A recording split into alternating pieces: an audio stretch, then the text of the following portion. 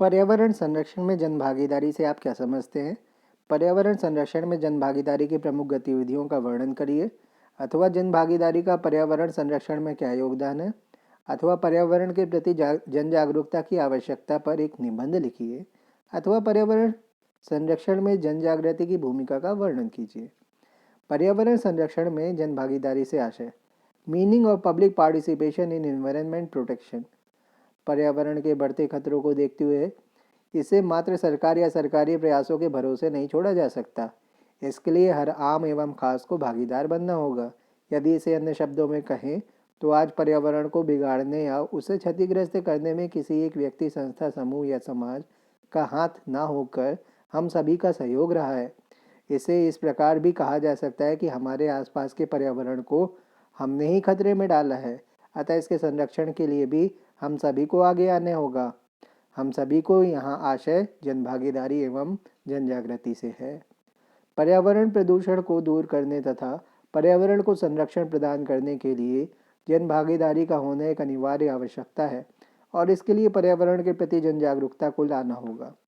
पर्यावरण के प्रति जन जागरूकता की आवश्यकता: need for public awareness towards environment. वर्तमान में पर्यावरण की बिगड़ती स्थिति को देखकर समस्त पर्यावरणविद एवं अन्य प्रबुद्ध समाज इसके प्रति चिंतन मनन कर रहा है। सच तो यह है कि आज पर्यावरण की दशा इतनी दयनीय हो चुकी है कि मानव समाज के मात्र एक वर्ग विशेष के पर्यावरण के प्रति जागरूक होने से पर्यावरण संरक्षण असंभव है। अतः आवश्यकता इस बात की है कि प्रत्येक नागरिक को पर्यावरण के प्रति जागरूक होना चाहिए और किया जाना चाहिए। पर्यावरण के प्रति जन जागरूकता हमारे देश में कोई नया विचार नहीं है, अपितु वैदिक काल से ही यह हमारे चिंतन और जीवन शैली का अभिन्न अंग रहा है। पृथ्वी, आकाश, नदी, वृक्ष, वन्य प्राणी, सूर्य इत्यादि पर्यावरणीय तत्वों को देव स्वरूप मानकर इनकी पवित्रता अर्थात गुणवत्ता की रक्षा को परम धर्म, परम कर्तव्य माना गया है। किंतु नगरीकरण और औद्योगिकरण की बढ़ती तीव्रता से उपजी भोगवादी सभ्यता तथा पाश्चात्य सोच हमें पर्यावरण के प्रति हमारी मूलभूत अवधारणा से दूर ले गई। फलस्वरूप जाने अनजाने जनसाधारण दिनों दिन पर्यावरण को हानि पहुंचाने लगा। इन्हीं गतिविधियों के मद्देनजर पर्यावरण को संतुलित बनाए रखने के लिए जन चेतना आज की सामाजिक आवश्यकता है। जैसे जनमान्य को या जन सामान्य को इस बात का पता होना चाहिए कि जिस वातावरण में वह रह रहे हैं वह है क्या। जनसाधारण को प्राकृतिक संसाधनों के दुरुपयोग को रोकने के संबंध में जानकारी होना अत्यंत आवश्यक है। जनसाधारण को इस बात की जानकारी होना चाहिए कि पर्यावरण में पाए जाने वाले पेड़ पौधे तथा जंतुओं की क्या आवश्यकता है, यह पर्यावरण को संतुलित बनाए रखने के लिए क्यों आवश्यक है, उस वातावरण के शुद्ध रहने अथवा प्रदूषित होने से उनके स्वास्थ्य पर क्या प्रभाव पड़ेगा। पर्यावरण और जन जागरूकता: इन्वायरमेंट एंड पब्लिक अवेयरनेस। बढ़ते पर्यावरण संकट को देखते हुए यह आवश्यक है कि पर्यावरण अध्ययन के द्वारा आम नागरिक में पर्यावरण के प्रति सकारात्मक दृष्टिकोण पैदा कर जन जागृति पैदा की जाए। मानवता को बचाना है तो हमें प्रकृति का सम्मान करना सीखना होगा।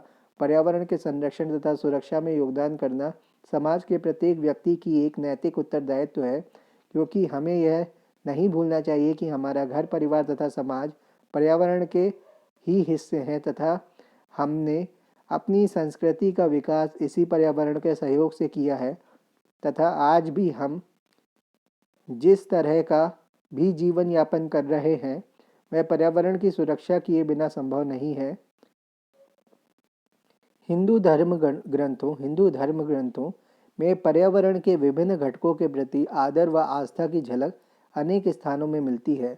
वृक्षों की पूजा करना, नदियों में स्नान की धार्मिक आस्था, वायु को देव के रूप में मानना तथा भूमि पूजन जैसे कार्य हिंदुओं में पर्यावरण चेतना उत्पन्न करने वाले ज्वलंत उदाहरण हैं। स्वच्छ पर्यावरण, जैव अस्तित्व की आवश्यकता, clean environment need for Mankind. समस्त मानव समाज के उत्तम स्वास्थ्य के लिए तो स्वच्छ पर्यावरण की उपलब्धता होना एक अनिवार्य आवश्यकता है। साथ ही विश्व के समस्त जीवधारियों का अस्तित्व भी स्वच्छ पर्यावरण से जुड़ा है।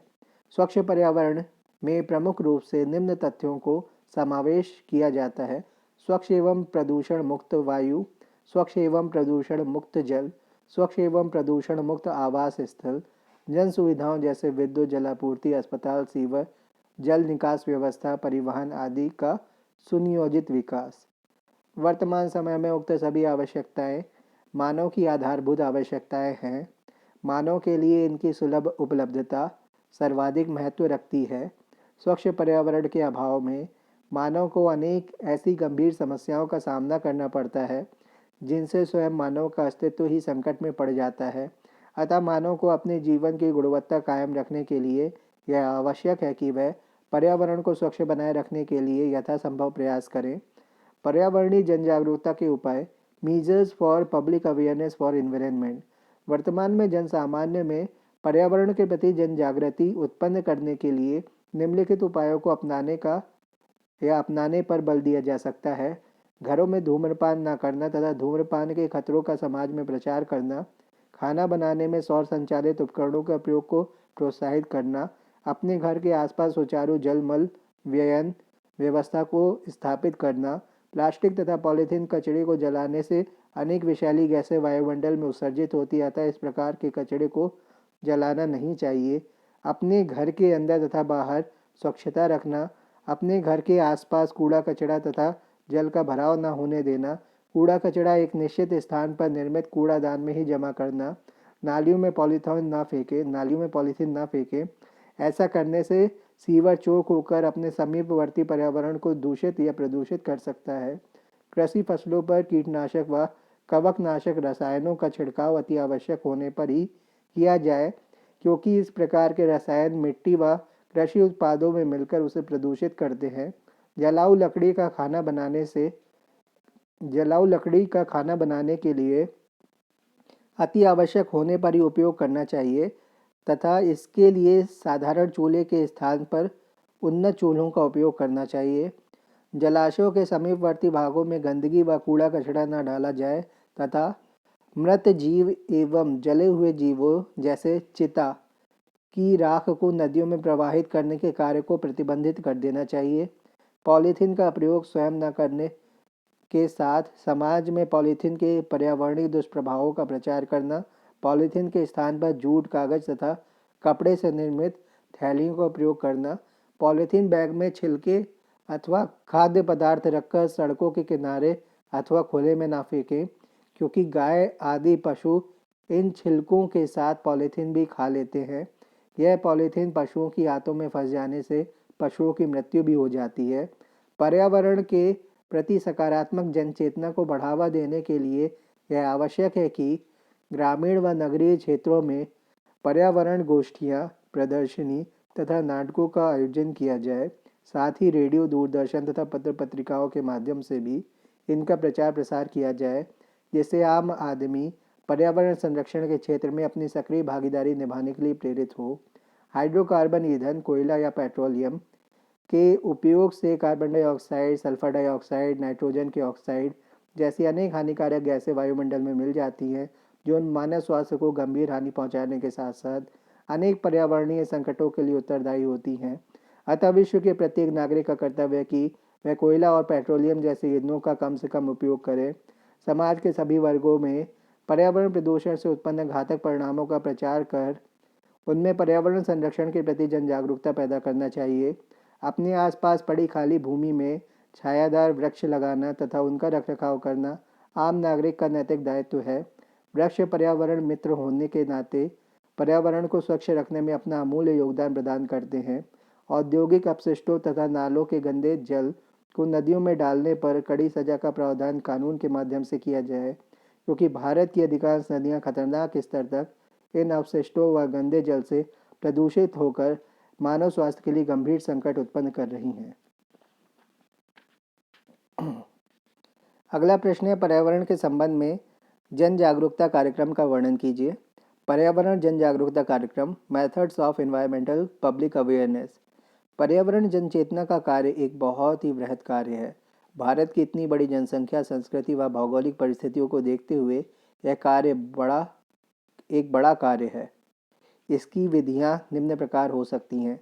नुक्कड़ नाटकों, लोकगीतों व लोक परंपराओं द्वारा नुक्कड़ नाटकों, लोकगीतों, लोक परंपराओं आदि के माध्यम से पर्यावरण की शिक्षा देना।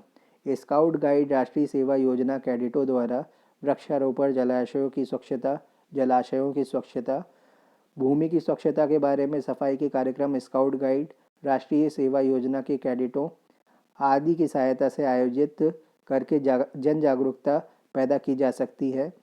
गोष्ठियों द्वारा पर्यावरण सुरक्षा के लिए समय समय पर ग्रामीण प्रतिनिधि, शिक्षकों, विद्यार्थियों व स्थानीय उद्योगों के मालिकों के बीच गोष्ठियों का आयोजन करके औपचारिक विद्यालयी पाठ्यक्रमों द्वारा विद्यालयों व महाविद्यालयों में पर्यावरण शिक्षा को पाठ्यक्रम में शामिल करके कुछ सैद्धांतिक व कुछ प्रायोगिक अध्ययन को आवश्यक करके प्रदर्शनी व प्रतियोगिताओं के द्वारा वृक्षारोपण के कार्यक्रम, पर्यावरण संबंधी ऊर्जा के गैर पारंपरिक स्रोतों की जानकारी देने वाली प्रदर्शनियाँ, प्रतियोगिताएं आदि आयोजित करके संचार सुविधाओं द्वारा जन चेतना का कार्य आज संचार के माध्यम से रेडियो, टेलीविज़न, समाचार पत्र, विज्ञान व अन्य सामान्य ज्ञान की पुस्तकें, पत्रिकाएं आदि के द्वारा बड़े स्तर पर किया जा सकता है। विशेषकर टेलीविज़न एक ऐसा दृश्य श्रव्य माध्यम है जो आज सभी के लिए उपलब्ध है व इस पर दी गई जानकारियाँ, विज्ञापन छोटी फिल्मों आदि के रूप में होनी चाहिए। सरकारी व गैर सरकारी संस्थाओं द्वारा भी कई कार्यक्रम आयोजित करके जन चेतना का कार्य सुचारू रूप से किया जा सकता है।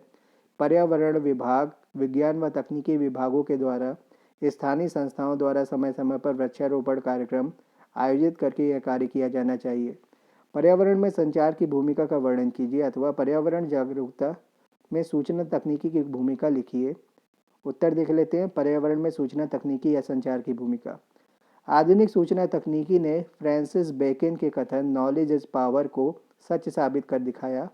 सूचना तकनीकी एक ऐसी तकनीकी है जो दुनिया में किसी भी व्यक्ति को किसी भी समय कहीं भी घटने वाली घटना या प्रसंग के बारे में संपूर्ण जानकारी उपलब्ध कराती है।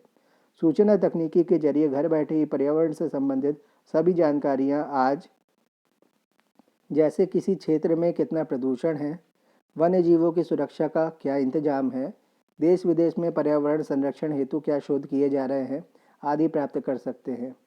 इसके साथ ही इन संवेदी उपग्रहों की सहायता से दुनिया भर में हो रही पर्यावरणीय घटनाओं जैसे ओजोन क्षरण, प्राकृतिक प्रकोप, वन विनाश इत्यादि से संबंधित सूचनाएं तुरंत ही संसार के विभिन्न भागों में पहुंच जाती हैं। इसके अलावा बहुत सी छोटी छोटी घटनाओं की पूर्व सूचना भी विश्व के कोने कोने में पहुंचाई जा सकती है। आज एक आम व्यक्ति इंटरनेट और ईमेल के जरिए किसी भी क्षेत्र की जानकारी प्राप्त कर सकता है। वर्तमान में पर्यावरण प्रबंधन में भी सूचना तकनीकी अहम भूमिका निभा रही है। आज जनसंख्या नियंत्रण और परिवार नियोजन संबंधित जानकारियाँ सूचना तकनीकी जैसे रेडियो, टेलीविज़न, इंटरनेट आदि के माध्यम से प्रसारित पर्यावरण नाटक, विज्ञापन आदि पर्यावरण के संबंध में जन जागरूकता पैदा करने में महत्वपूर्ण भूमिका निभा रही हैं। पर्यावरण एवं वन मंत्रालय तथा भारत सरकार ने एक तंत्र की स्थापना की है जिसे पर्यावरण सूचना तंत्र कहा जाता है। इसका मुख्यालय राजधानी दिल्ली में स्थापित किया गया है। पर्यावरण सूचना तंत्र के माध्यम या उसके द्वारा पर्यावरण संबंधी सभी जानकारियाँ जैसे प्रदूषण के उपाय, नवीनीकरणीय ऊर्जा, मरुस्थलीकरण, जैव विविधता आदि के बारे में जानकारियों को हमेशा के लिए कंप्यूटर में संग्रहित किया जा सकता है।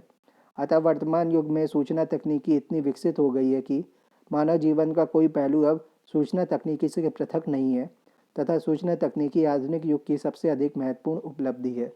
धन्यवाद।